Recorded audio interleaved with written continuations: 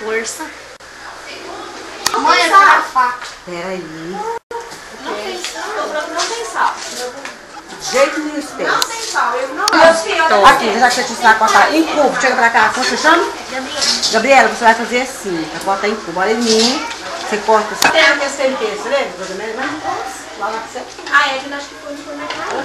Ah, foi, tá? Não, bebê, não é assim não, filho.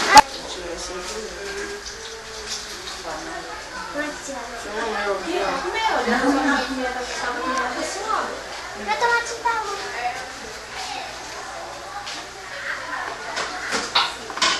Ah, tem que ser aqui em cima.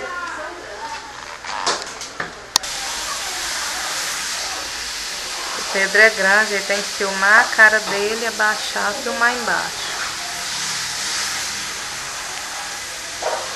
Eu tenho molhado aqui em cima desse.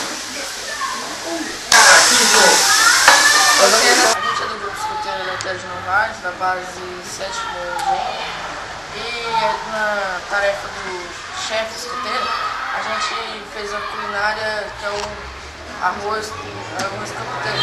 O nome que mandou essa receita foi o Bosch Felix, da base Trapanai, da Tropa Nairabe, cidade de Esteio, do Rio Grande do Sul.